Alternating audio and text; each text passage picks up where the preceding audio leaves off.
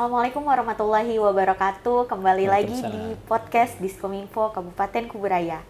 Nah, menuju MTQ, jadi kita hari ini kedatangan tamu istimewa yaitu Bapak Jakariansyah sekaligus Ketua Harian LPTQ Kabupaten Kuburaya. Ya, Betul, Pak? Betul. Oh, ya. Sapa dulu Pak teman-teman kita. Assalamualaikum warahmatullahi wabarakatuh. Ya, selamat siang semuanya. Mudah-mudahan semua kita dalam keadaan sehat walafiat dalam lindungan Allah Subhanahu wa taala. Amin. Amin. Nah, Pak, membahas tentang persiapan MTQ nih, Pak. MTQ besok ya, Pak ya? Ya, insya Allah kita akan laksanakan besok mulai tanggal 1 sampai dengan tanggal 6. Oh, sampai Iya, tanggal 6. iya. Jadi Bapak berangkat kapan, Pak? Ya, insya Allah nanti kita besok sudah berangkat, pagi-pagi kita berangkat ke Terentang. Ya, pelaksanaan. Oh, pelaksanaannya di Terentang ya, Pak Iya, ya? iya. Nah, membahas kenapa sih Pak harus di Terentang? Kan tahun lalu tuh di Kecamatan Kuala Mandor Iya, B, betul iya, ya, Pak? iya. Kenapa nih harus beda-beda tiap tahun? Oh iya, iya memang Musabaqah Tilawatul Quran itu kegiatan yang menarik. Pertama, menariknya karena memang melibatkan banyak masyarakat dan bagi daerah yang melaksanakan kegiatan musabaqah itu ada dampak-dampak positifnya kepada masyarakat. Sehingga untuk keadilan, pemerintah Kabupaten Kuburaya menggilir setiap tahun pelaksanaan musabaqah itu kecamatan-kecamatan yang bergantian. Nah, yang sekarang ini, yang ke MTQ yang ke-8 itu dilaksanakan di Kecamatan Terentang. Insya Allah tahun depan itu akan dilaksanakan di Kecamatan Sungai Kakap. Jadi seperti itu. Jadi nanti ke depan musabaqah kita itu akan ikut urutan. Jadi sebagaimana MTQ 1 kemarin di Kubu, kemudian berikutnya Kecamatan Sungai Raya dan terus berkeliling sampai nanti masuk lagi Kecamatan Sungai Kakap terakhir. Jadi 9 kecamatan semuanya akan mendapatkan bagian. Nah, insya Allah MTQ di Kuburaya itu mengikuti MTQ provinsi yang dilaksanakan setiap tahun. Jadi setiap tahun itu Gantian MTQ juga? terus, ya gantian-gantian terus. Jadi kita kerjanya sepanjang tahun gitu MTQ. Ya. Oke, Pak. Nah, dari MTQ-nya di beda-beda kecamatan nih, Pak. betul. Ada yang diubah nggak sih, Pak? Misalnya kalau misalnya tahun lalu kan kalau Iya. nggak salah Kuala Mandor B jalan diperbaikin Iya, ya kayak iya. gitu. Itu salah satu goals-nya juga nggak sih, Pak? Betul. Memang salah satu manfaat yang didapat oleh masing-masing kecamatan ketika MTQ itu dilaksanakan adalah adanya pergerakan pembangunan yang disupport oleh pemerintah daerah seperti jalan, kemudian gedung-gedung yang barangkali mungkin bisa dibantu, kemudian pembangunan tempat olahraga, seperti di Terentang sekarang ini juga dibangun beberapa fasilitas umum, diantaranya lapangan olahraga itu ada tribunnya, kemudian beberapa rumah ibadah juga direhab oleh pemerintah daerah, jalan juga, kemudian aliran listrik juga kita dilakukan oleh pemerintah daerah. Jadi artinya memang manfaat dari segi fisik daripada masyarakat yang berada pada posisi kegiatan MTQ itu insya Allah akan dibantu oleh pemerintah. Maka umumnya kecamatan itu berebut untuk mendapatkan giliran begitu ya. Oke nih Pak. Nah kalau tadi membahas salah satu goals dari pelaksanaan MTQ yang di beda-beda tempat adalah pembangunan fisik. Nah goalsnya sendiri dari pelaksanaan MTQ versi Ketua Harian LPTQ. Memang dari segi penyelenggaraan musabaqah tilawatul Quran itu goal terakhir adalah terpilihnya para peserta terbaik pertama yang akan mewakili Kabupaten Kuburaya dalam penyelenggaraan MTQ tingkat provinsi tentunya. Nah itu yang paling penting. Jadi kita nanti akan memilih dari sekian banyak peserta yang ikut dalam musabaqah ini, maka nanti akan dipilih juara pertama, nanti akan mewakili Kuburaya untuk kegiatan musabaqah pada jenjang berikutnya. Insya Allah nanti di November 2022 ini juga ini di Ketapang. Jadi itu kapilah kita mewakili yang bersumber dari hasil musabaqah yang laksanakan. Nah, gitu. Oke, nah MTQ tingkat kabupaten yang nanti di Terentang nih Pak, sebelum ini ada lagi kan Pak, kalau nggak salah tingkat desa ya kan? Oh iya, memang sebelumnya Kuburaya ini beberapa kecamatan itu melaksanakan. Jadi musabaqah tingkat kecamatan diawali, kemudian ada juga beberapa desa yang melaksanakan musabaqah, tapi itu jumlahnya tidak terlalu banyak.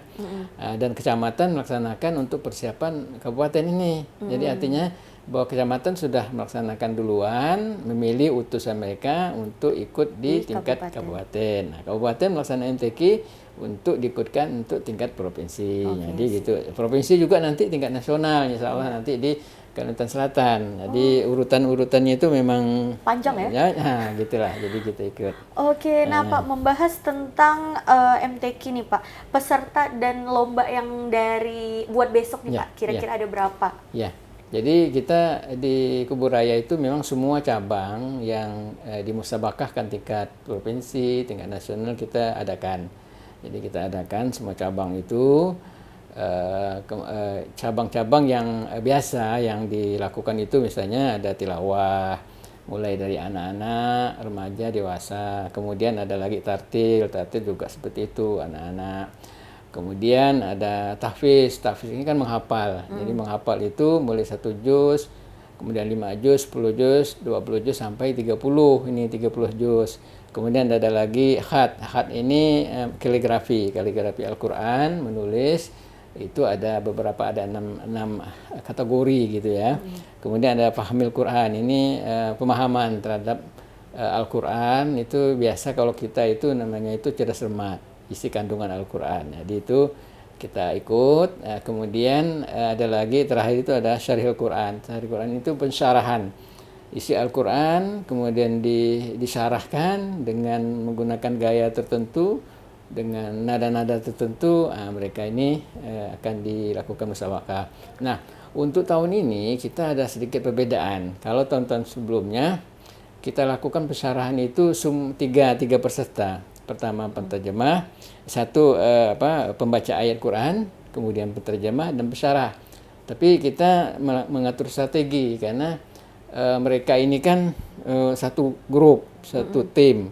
Nah, sementara kalau kita ambil tiga-tiganya ini kadang-kadang ada kelemahan, misalnya di tilawahnya, misalnya ada kekurangan. Nah, jadi ini kita untuk merubah komposisi ini agak sulit. Jadi kita hanya mempertandingkan atau memusabakahkan itu hanya 2, yaitu penterjemah dan pensyarah. Sementara untuk untuk tilawahnya itu kita ambil dari anak-anak yang ada di tilawah gitu. Sehingga mereka hanya penambahan.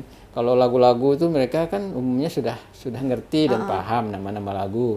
Kemudian ditambah lagi bagaimana cara mengucapkan, cara melafadzkan lagu-lagu itu. Jadi kita ambil dari anak-anak yang dari tilawah. Jadi agak sedikit berbeda nih. Kita lakukan inovasi lagi. Inovasi ya Pak ya. Belajar dari tahun lalu nih Pak ya. Belajar dari posisi kita agak sulit itu untuk mengangkat anak-anak kita yang dari Syarihil ini, karena memang itu mereka udah kompak 3. Mau kita poles lagi nih lama waktunya. Untuk kita campur kepada cabang tilawah ini biasanya enggak cocok. Jadi kita harus sendiri nanti. Jadi melalui TC itu yang nanti yang akan kita menentukan. Jadi tetap diambil dari juara 1 yang yang mendapatkan juara 1, kemudian kita kolaborasi dengan yang tadi 2 yang menang atau yang punya potensi untuk tilawahnya gitu. Oke. Nah Pak, membahas karena ada inovasi-inovasi yang baru nih Pak. Berarti kalau kemarin Kuburaya tuh Pak ada yang sampai hafal 30 juz setaulia. Iya sih Pak? Benar. Itu masih tanding enggak Pak? Masih. Kita akan mengikut sertakan peserta kita semua cabang. Jadi untuk kegiatan musabaqah tilawatil Quran yang ke-8 ini insyaallah akan diikuti oleh 368 peserta. Jadi ramai sekali, 268, 135 yang pria dan 133 yang putri.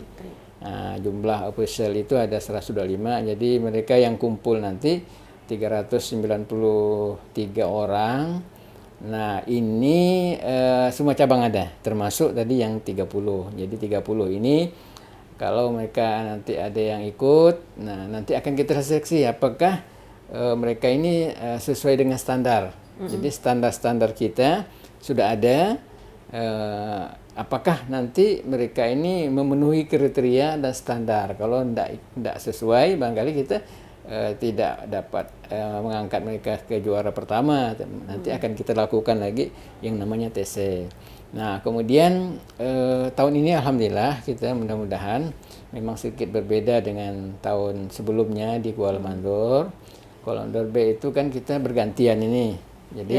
Jadi bergantian itu maksudnya misalnya tampil besok misalnya dari kecamatan A. Tampil semuanya, semua cabang. Kemudian gantian mereka pulang, kemudian datang lagi ke kecamatan B. Itu karena pandemi ya Pak ya? Karena kemarin itu masih pandemi. Nah, kalau sekarang kan sudah alhamdulillah. Nah, jadi ini kita lakukan secara normal. Penginapan juga berada di sana kurang lebih 5 sampai 6 hari kan.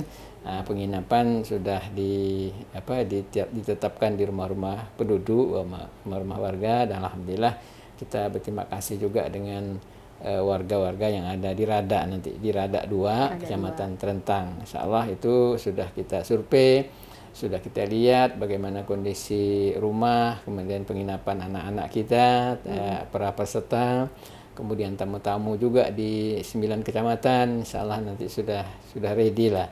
Dan masyarakat sana juga sudah akan menyambut dengan kehadiran tamu-tamu ini, dan memang kelihatannya karakternya ramah-ramah kalau saya lihat itu. Jadi insyaallah akan nyaman lah nanti jadi para pesertanya nantinya.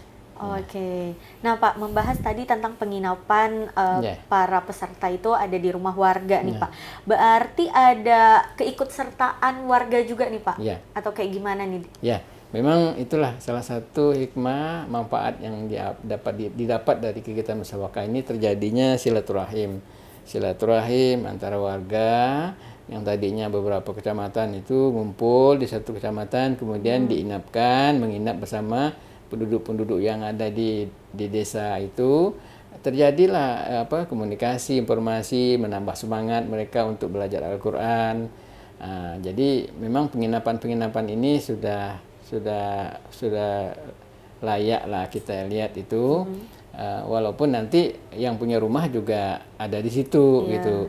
Kemudian tambah lagi tamunya hadir, dan mereka juga makan minumnya juga rumah itu, dan panitia juga menyerahkan sepenuhnya kepada tuan rumah untuk mengolah menu-menu sesuai dengan yang diarahkan oleh panitia. Insyaallah akan terjadi silaturahim. Kemudian yang kedua, masyarakat sana juga tentu antusias sekali.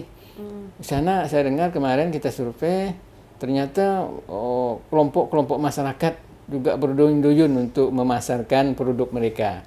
Karena orang datang tentu yang nama perjalanan itu kan ingin mendapatkan sesuatu kan, oleh-oleh kan, untuk makanan hari-hariannya kan. Jadi di sana sudah ramai sekali orang-orang berjualan gitu. Produk yang ada di desa atau di kecamatan itu.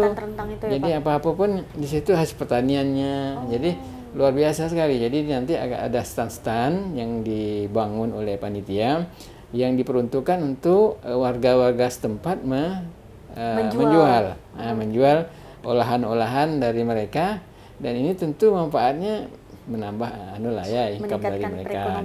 Dan mereka yang datang ini kan rata-rata juga rindu kan, gimana sih di sana, bekal uang gitu kan, beli. Jadi ini satu silaturahim terjadi, kemudian peningkatan ekonomi juga akan nampak begitu.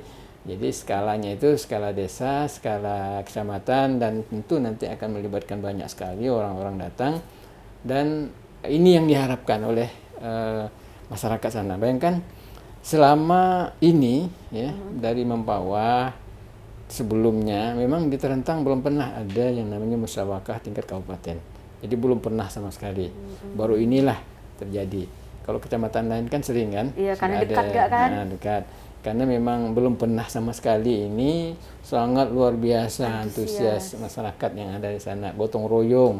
Kemarin saya diperlihatkan bagaimana warga itu datang gotong royong membawa peralatannya untuk membangun, misalnya ada jembatan yang blong-blong gitu kan, dia bawa peralatannya, kemudian ada yang menyiapkan papannya untuk diperbaiki. Ya luar biasa. Jadi hampir setiap hari itu ada gotong royong yang melibatkan banyak orang, dan mereka tidak dibayar. Dan itu luar biasa saya lihat. Saling senangnya gitu. Senangnya. Excited ya Pak ya? Iya, betul. Senangnya untuk menerima kehadiran tamu ini. Jadi memang luar biasa di Rada 2 itu. Oke, menarik nih. Jadi buat teman-teman yang mau datang ke Rada, siapin duit ya Pak ya? Iya, betul. Jadi akan ada stand-stand dari para warga kayak gitu. Betul. Nah Pak, persiapannya Pak berarti sejauh mana nih Pak? Udah berapa persen nih Pak? Karena besok kan ya? Iya. Ya, kita kemarin kan ada rapat terakhir yang dipimpin oleh Pak Bupati mengevaluasi bagaimana persiapan panitia, persiapan dari pengurus EPTQ, Dewan Hakim. Nah, kemarin sudah dievaluasi laporan dari camat, ya udah menyatakan hampir 100% sudah ready, udah siap. Tempatnya sudah siap.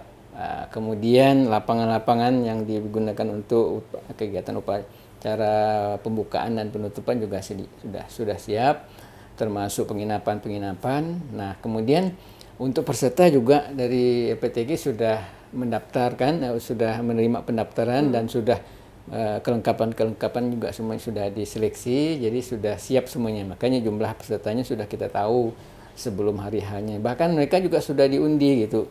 Tampil pertama siapa, tampil berikutnya, karena ada ketentuan itu kan. Nah, kemudian tentu yang menjadi hal penting juga dalam pelaksanaan musabaqah ini adalah Dewan Hakim.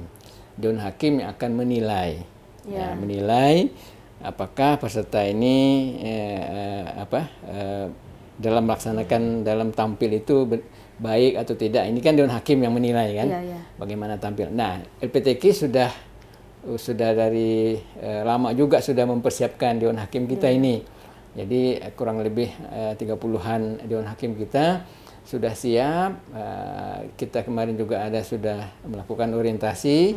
Mereka bagaimana melakukan penilaian, dan umumnya mereka ini juga sudah berpengalaman. Jadi pengalaman dalam melaksanakan tugas perhakiman dalam musabaqah. Jadi semuanya sudah ready, dan insya Allah besok pagi sudah berangkat mereka semuanya.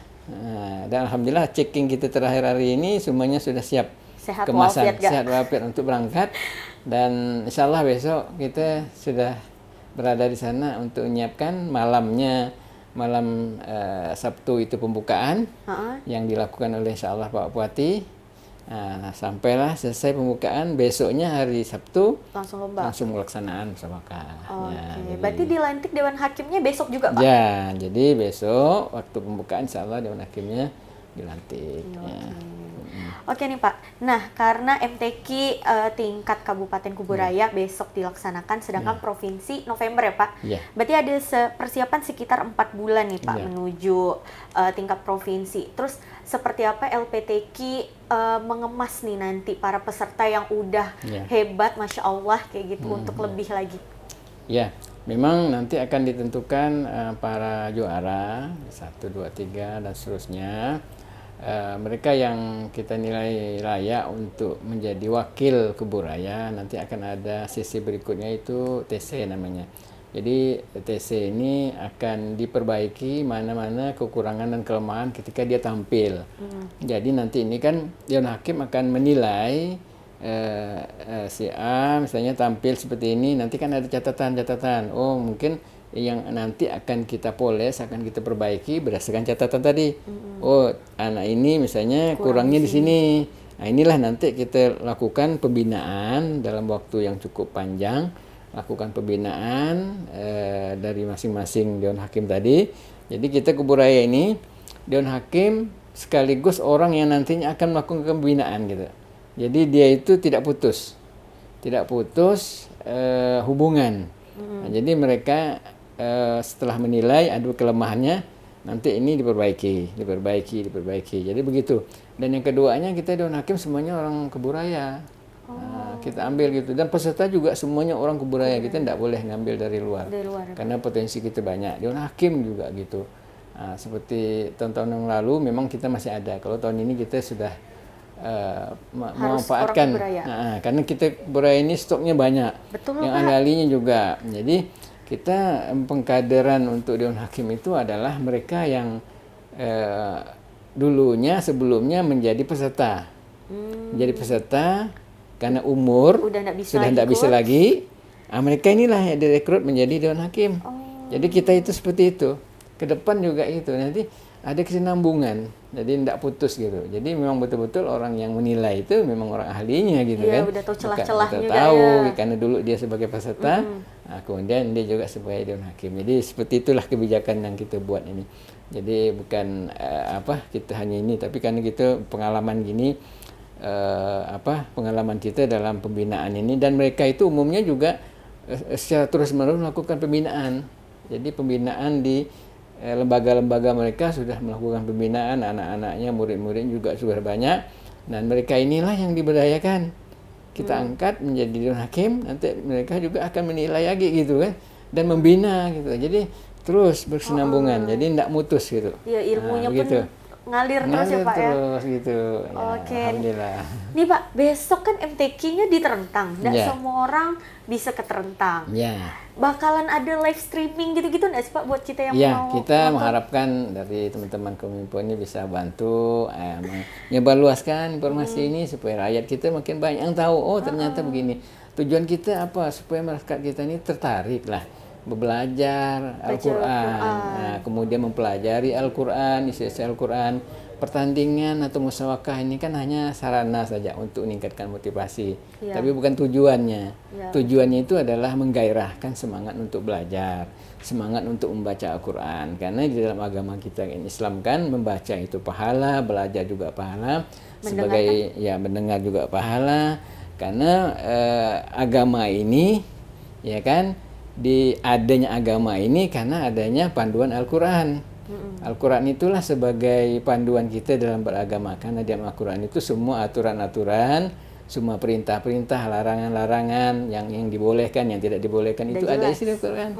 Jadi makanya umat Islam itu diberi semangat untuk belajar gitu. Jadi belajar Al-Quran gitu. Oke, jadi dan buat semuanya juga harus tahu ya Pak ya, kalau semangat belajar itu nggak perlu dari muda ya kan Pak?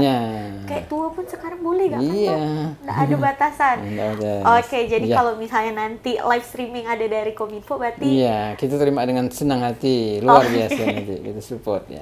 Oke, terakhir nih Pak, harapan Bapak selaku Ketua Harian LPTQ terhadap pelaksanaan MTQ tingkat kabupaten sampai nanti ke provinsi. Ya, kita berharap bahwa pertama memang kegiatan Musyawarah Tilawatul Quran ini dapat berjalan dengan baik, dengan didukung dengan kondisi alam yang mendukung gitu kan. Kita berdoa kan. Amin. Mudah-mudahan semuanya lancar dan yang hadir di sana itu sehat walafiat.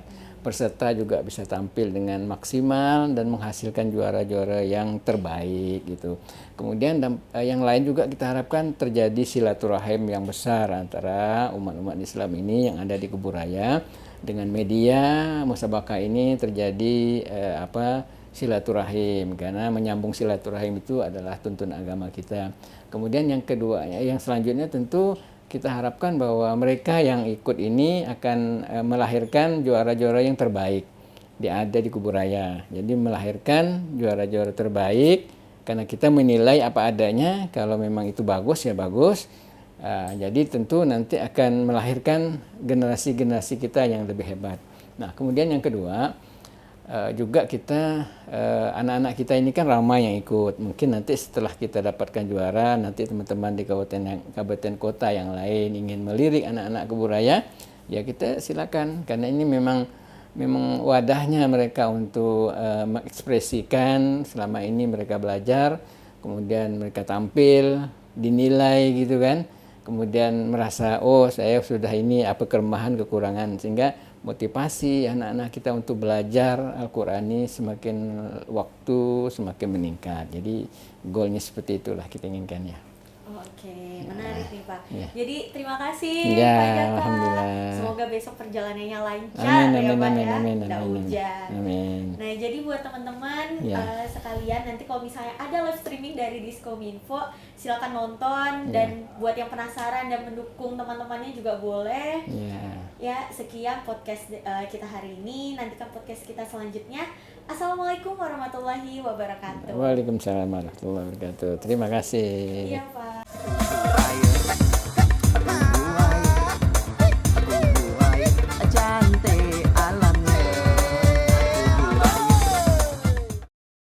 Pesan ini disampaikan oleh Diskominfo Kabupaten Kuburaya.